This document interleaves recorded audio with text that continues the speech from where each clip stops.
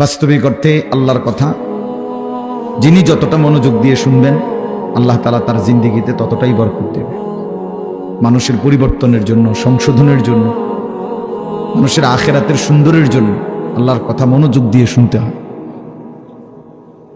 রাসূলুল্লাহ সাল্লাল্লাহু আলাইহি সাল্লাম বলছেন, কিছু মানুষ আছে এরকম যে যারা এমন মাটির মতো, যে মাটিটা উঁচু নিচু, যেমন মনে করেন পাহাড়ের গা ভেসে, গা বেয়ে উঁচা জায়গার থেকে নিচা জায়গার যে মাটি পাড়ে দিয়া থাকে, এটা সমান না মাটিটা। ফলে কি হয়, বৃষ্টির পানি পড়লে তো ওই মাটির ভিতরেও কোনো পানি ঢোকে না, আবার উপরেও কোনো পানি জমা থাকে না, কারণ কে তো পড়েই গেছে সেটা। তো আল্লাহ নবী সাল্লাল্লাহু আলাইহি সাল্লাম বলেন, কিছু মানুষ আছে এমন, তারা নিজের জন্য কিছু গ্রহণ করে না, অন্য কেউ কিছু বলে না। এই মানুষগুলো একেবারেই অপদার্থ, নিজের জন্য কোনো ভাবনা নাই, মানুষের জন্য কোনো ভাবনা নাই, নিজের ভালোটাও বোঝে না, অন্যের কল্যাণও বোঝে না। এটা গুরুত্বপূর্ণ একটা কথা যে এমন না হওয়া। একজন মুসলমান মানেই দুটা জিনিস তার সমানভাবে, এক হলো নিজেকে নিয়ে ভাবনা, আর এক হলো মানুষের কল্যাণ নিয়ে ভাবনা। কোরআনুল কারীমের মধ্যে আল্লাহ তাআলা বলছে, দেখেন, ইয়া আইয়ুহাল্লাযীনা আমানু আলাইকুম আনফুসাকুম, হে ঈমানদারগণ, হে মুমিনগণ, তোমরা সকলেই নিজেকে গড়ে তোলো, নিজেকে আঁকড়িয়ে ধরো। অর্থ হলো নিজেকে সাজিয়ে তোলো, গড়ে তোলো। তোমার জিন্দেগি, তোমার জীবন, প্রতিটা নড়াচড়া যেন কবর, আখিরাত, পরকালের উপযোগী হয়, এরকম ভাবে গড়ে তোলো। তাহলে নিজের ফিকির করতে বলছে। আবার কোরআনুল কারীমের মধ্যে বলছে আল্লাহ, কুনতুম খায়রা উম্মাতিন উখরিজাত লিন-নাস, তোমরা সর্বশ্রেষ্ঠ উম্মত, তোমাদেরকে বানানোই হয়েছে মানুষের জন্য, মানুষের কল্যাণ, মানুষের ভালো, মানুষের আখিরাত, এর জন্যই তোমাদেরকে বানানো হয়েছে। অর্থাৎ তোমরা মানুষদেরকে আল্লাহর দিকে, কল্যাণের দিকে, আখিরাতের দিকে, পরকালীন মুক্তির দিকে ডাকবে। এটা তোমাদের শ্রেষ্ঠতম উম্মত হিসাবে জিম্মাদার। তাহলে এবার দুইটা কথা মিলাইলে কি হয়, যে আল্লাহ তাআলা একজন মুমিনকে বুঝাইছেন, তুমি নিজের ফিকিরও করবা, আল্লাহর বান্দাদের ফিকিরও করবা। এমন না হওয়া যে মানুষের ফিকির করতে গিয়ে, সংসারের বউ বাচ্চার ফিকির করতে গিয়ে, অথবা এলাকার মানুষের সেবা করতে গিয়ে নিজের নামাজ, নিজের আখিরাত, নিজের হালাল হারামের পার্থক্য সব ভুলে গেছে। ছেলেটারে বিদেশ পাঠাইতে গিয়া নিজে সুদে টাকা নিয়ে নিজের জাহান্নাম ঠিক করে নিচ্ছে। বাহ, কেমন বুদ্ধিমান মানুষ, কেমন বুদ্ধিমান! চিন্তা করে দেখেন, এটা হইল নি কিছু। দোকানদারি করতে করতে সংসারের খরচ মিলাইতে গিয়া এক ওয়াক্ত নামাজ পড়ারও সময় পাই নাই নিজের। এর কি ধরনের বেওকুফ লোক, যে অন্যের উপকার করতে গিয়ে নিজের বউ বাচ্চাই হোক না, তো তাই বলে কি না আমার নিজের ফিকির বাদ দিয়ে লাইতে। এই আমি অনেক সময় বলি, অনেক জায়গায় ছেলেপেলেরা আছে, মাহফিলের আয়োজন করলো। এখন তুমি ভাই মানুষের আল্লাহর কথা শুনবে, আয়োজন করলা, কিন্তু মাহফিলের ব্যস্ততা খুব ছিল, এই কারণে তুমি আসর নামাজ, মাগরিব, এশা হে পড়তে পারে না। কেন? ব্যস্ত ছিল। হইল কথা, তুমি এটা কি বললা? তাই এই যে একটা মানসিকতা আমাদের মধ্যে, এটা একেবারেই ভুল ধারণা, ভুল ধারণা। মেহমান আসবে, এই জন্য মহিলা এই পরিমাণ রান্দার আনতেছে, জোহরের ওয়াক্ত শেষ, জোহরের ওয়াক্ত শেষ, আসরের টাইম হয়ে গেছে, এখনো করলা ভাজি বাকি, এখনো ডাইল নামাইছে না। আশ্চর্য! মানে নিজেকে ভুলে, নিজের আখিরাতকে বরবাদ করে মানুষের কল্যাণ, মানুষের সেবা, এটা কোশ্চিনকালেও ইসলাম বলে নাই। ইয়া আইয়ুহাল্লাযীনা আমানু কু আনফুসাকুম ওয়া আহলিকুম নার, আল্লাহ তাআলা বলেন, হে ঈমানদারগণ, তোমরা সকলেই নিজেকে এবং পরিবারের সদস্যদেরকে জাহান্নামের আগুন থেকে বাঁচাও। তাহলে নিজেকে বাঁচাও এবং পরিবারের সদস্যদেরকে বাঁচাও। তাহলে নিজেকে বাদ দিয়া বলছে, কি বলে? নিজেকে বাদ দিয়া বলছে।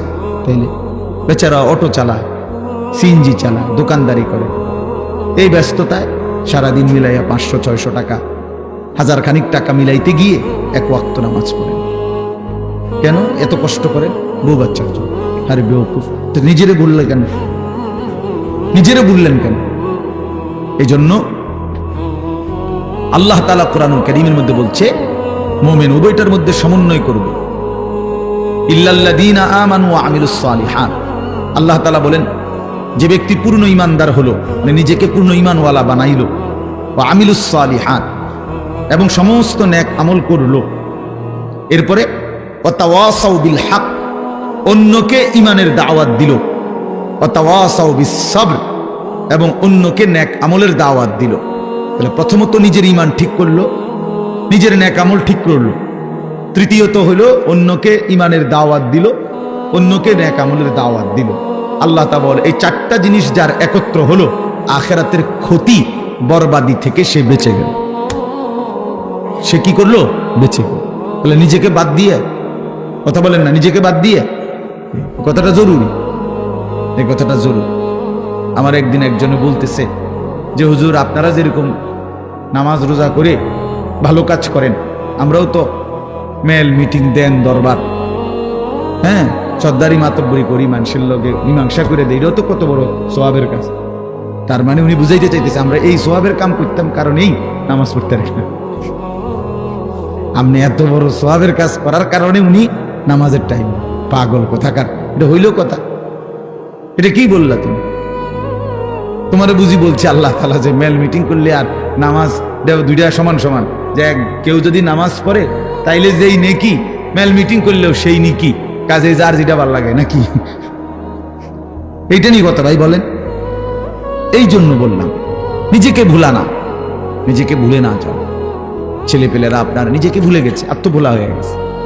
এবং আল্লাহ তাআলার সবচেয়ে বড় অভিশাপ কি? কোন বান্দার উপরে আল্লাহ তাআলার সবচেয়ে বড় লানত কি?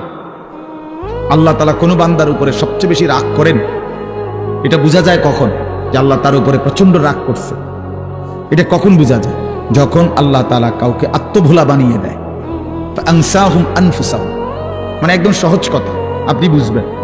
যখন কোনো ব্যক্তি মুসলমান হওয়ার পরেও মুমিন পরিচয়, সে জানে সে মুসলমান, কিন্তু কোনো বন্দিগি, কোনো ইবাদত, আমল কোনোটাই তার কাছে ভালো লাগে না, টোটালি সে বিষয়টা বুঝেই না। কোনো দিনই ফজরের নামাজ পড়ে না, কোনো দিনই পড়ে না। আমার এটা কি হাইওয়ান? একদিনও ফজরের নামাজ পড়ে না, এটা কি ধরনের চতুষ্পদ জন্তু? কোনো দিনে 20 বছরের মধ্যে কোনো দিনে সে হারাম থেকে বাঁচে না, প্রতিদিনই ওজনে কম দেয়। তার সিস্টেমে এটা ব্যবসা, যে কথা কইলেই মিছা কথা কয়, বললেই 2 নম্বরই মাল দেয়, কাস্টমারকে না ঠকাইয়া হে বেসে না, 100 গ্রাম কম দিবই, 50 গ্রাম কম দিবেই, মানে এই কিস্তি নিবেই। এই যে 30 বছর, 50 বছর, 40 বছর এভাবে মিথ্যার উপরে, বাটপারির উপরে, সিটারির উপরে, আল্লাহর নাফরমানির উপরে, মহিলা প্রতিদিনই বেপরদা, ঘরে প্রত্যেক দিনই টেলিভিশন চলে। এর কারণটা কি? এর মূল কারণ হলো এরা, আল্লাহ তাআলা এদের নিজেকে ভুলাই দিছে না, তার মনে নাই, সে জানেই না যে সে যে মুসলমান, তার এই কথা টোটাল মনেই নাই, তার আর মনেই নাই যে তাকে একদিন কবরে যাইতে হবে, তাকে একদিন হাসরের ময়দানে উঠতে হবে, এ কথা সে টোটালি ভুলে গেছে। নিজের কর্তব্য, নিজের পরিণতি, নিজের গন্তব্য, নিজে কোথায় গিয়ে পৌঁছবে, কোথায় গিয়ে দাঁড়াবে, এই কিছুই তার আর মনে নাই। খাইতেছে, ঘুমাইতেছে, মনের চাহিদা পূরণ করতেছে। এটা একটা চতুষ্পদ জন্তু, জানোয়ার ছাড়া আর কিছুই না, আর কিছুই না।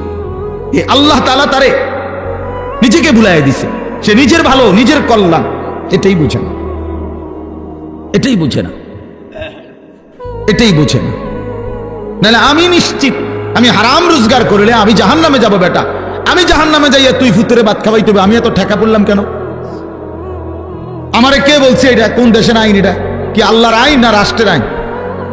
যে তুমি হালাল হোক হারাম হোক, মানুষের মাথার বাড়ি দিয়ে হোক, চুরি করে হোক, ডাকাতি করে হোক, জিফুত খাওয়াইতেই হইব, নাহলে তোমার জাহান্নামের আগুনে জ্বলতে হবে, এরকম কোন বিধান আছে কোথাও?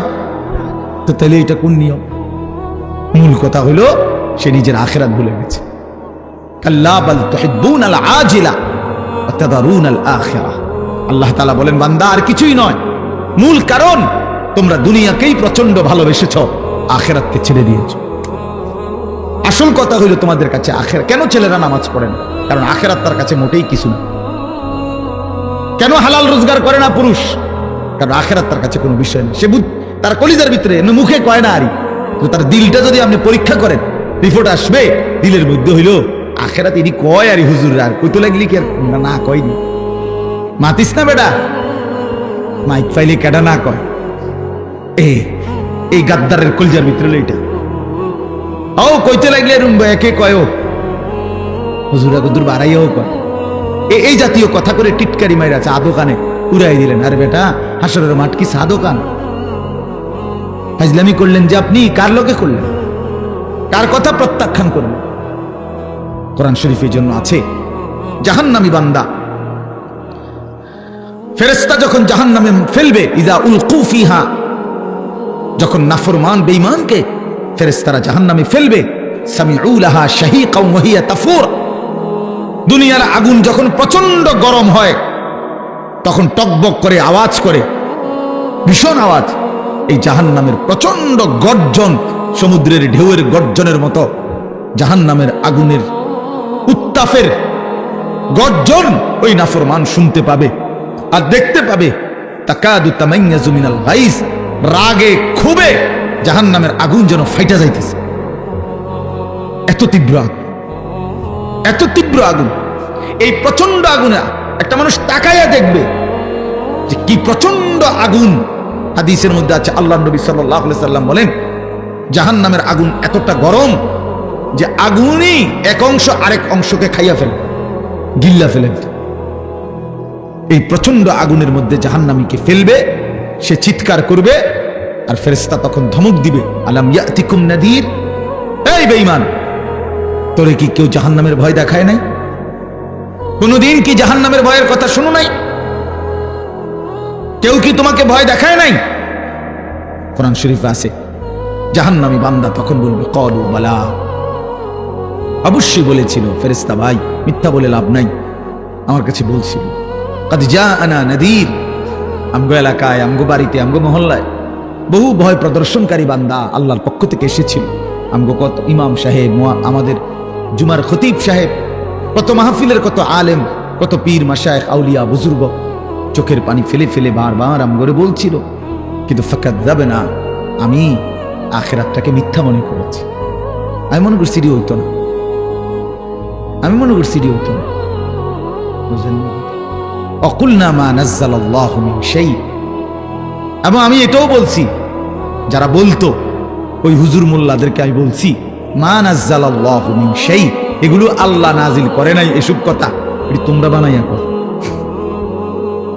সরাসরি কোরআন শরীফ, ইন আনতুম ইল্লা ফি দালালিন কাবীর, আমি বলতাম যে তোমরাই ভুলের মধ্যে আছো, তোমরাই ভুলের মধ্যে আছো। দুনিয়াও বুক করলা না, আখিরাতেও গিয়া দেখবা কিচ্ছু নাই, খাইবা ধরা। আমরা ধরা খামো, তাই নিয়ে লাভে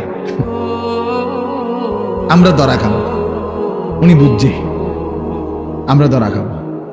তো এই জন্য আমি এটা ভাবছি, আহা নাফরমান জাহান্নামী তখন ফেরেশতাকে বলবে, ওয়াকালু লাউ কুন্না নাসমাউ আও নাআকিলু, হায় বন্ধু, হায় ফেরেশতা ভাই, আমি যদি সেদিন দুনিয়াতে একটু শুনতাম মনোযোগ দিয়ে, অথবা বুঝতাম, বিষয়টা নিয়ে ভাবতাম, একটু ভাবতাম, মা কুন্না ফি আসহাবিস সাঈর, তাহলে আজকে আমি জাহান্নামী হতাম না।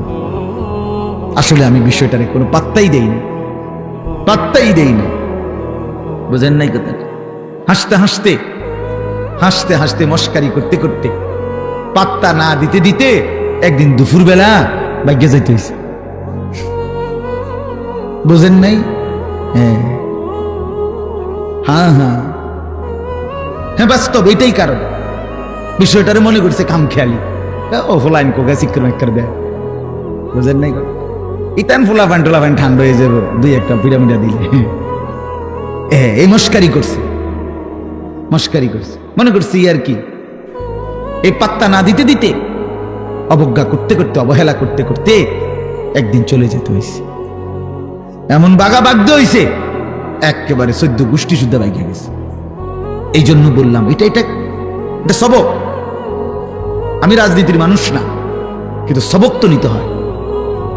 আল্লাহ তাআলা কোরআনুল কারীমের মধ্যে সবক দিছে বান্দাকে, এটা বোঝা উচিত, প্রত্যেকেই বোঝা উচিত। খামখেয়ালি করতে নাই, খামখেয়ালি করতে। আল্লাহ তাআলা কোরআন কারীমের মধ্যে বলছে, বান্দা সময়ের ব্যবধান, কিন্তু আমি ধরবো, আজ কিংবা কাল, এখানে কিংবা সেখানে, দুনিয়াতে ধরবো নয়তো আখিরাতে, আমি ছাড়বো না, আমি ছাড়বো না। ওয়ালানুযীকান্নাহুম মিনাল আযাবিল আদনা দুনাল আযাবিল আকবার ইন্না বাতশা রাব্বিকা লাশাদীদ। আল্লাহ তাআলা বলেন, আমার ধরা বড় শক্ত ধরা বান্দা, আমি ছাড়বো না, আমি ধরবই, আমি ধরব। এই জন্য এই যে কয়জন ছেলে আছো ভাই, আমার অনুরোধ, নিজেকে ভুললে, আমি যদি আমাকেই ভুলে যাই, আমি যদি এটাই না বুঝি যে আমি একজন মুসলমান, একজন মুসলমান এভাবে লাগাতার নামাজ ছাড়তে পারে না, একজন মুসলমান এভাবে টানা প্রতিদিন, না না না, হ্যাঁ আচ্ছা আচ্ছা, আপনি যেমন আরাম করেন, না না ঠিক আছে, আমার সুবিধা।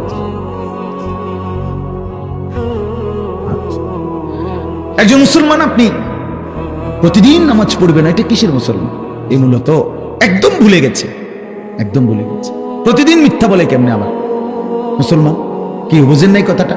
প্রতিদিন ওজনে কম দেয় কেন? আরে ভুল তো আমারও আছে, ওনারও আছে, ওনারও আছে, ওনারও আছে, আপনারও আছে, অপরাধ আছে আমাদের। মুসলমান প্রত্যেকেরই ভুল হবে, অপরাধ হবে, কিন্তু একটা হলো অপরাধ পাপ, আর একটা হলো লাগাতার পাপের উপরে মজবুতি। এইটা কি? এইটা কি মিয়া? 6 মাসের মধ্যে আজকে আমার ফজরের নামাজের জামাত ছুটে গেছে, হ্যাঁ হতেই পারে। 3 মাসের মধ্যে আজকে আমার 1 রাকাত আমি পাইছি না, হ্যাঁ হতেই পারে। কিন্তু তাই বলে 365 দিন, খোদার একটা বছর একদিনও ফজরের নামাজ কোনোদিনে পড়ে না মুসলমানের বাচ্চা এত বড় জানোয়ার হয় কেমনে মিয়া? মুসলমানের বাচ্চা এত বড় জানোয়ার হয় কেমনে? ওই কোন মার ঘরে জন্ম নিল? ওই কি পরিমাণ আল্লাহরে ভুলে গেল? কথা বলেন না কেন? প্রতিদিন মিশা কথা কয় মানুষে, বুঝি ডেইলি টেলিভিশন চাই, এটা কি থাকবো? চাইতে চাইতে যে 60 বছর হয়ে গেছে, বাঁকা হয়ে গেছে, অনস আদোয়ানে বইয়া বেডিতের নাচ চায়। কেমন নিকৃষ্ট রুচির মানুষ এটা! 60 বছর বয়স মানুষ বিড়ি খায়। আস্তাগফিরুল্লাহ, আস্তাগফিরুল্লাহ। তো মরবেন কোন দিন? কবর মনে পড়বে কোন দিন? আখিরাত মনে পড়বে কোন দিন? আর তাইলে কোন দিন? মানে এক একজনের হিসাব হইল দুনিয়ায় কমপক্ষে 600 বছর টিকবো, হবে হুদা 60, আর রয়েছে 440, না কত 540। কি এত সকাল আখিরাতের চিন্তা করে কি যাক না 200-400 বছর? এরকম কথা বলেন, এমনটাই দুনিয়া। আমাদের হায়াত কি এমন?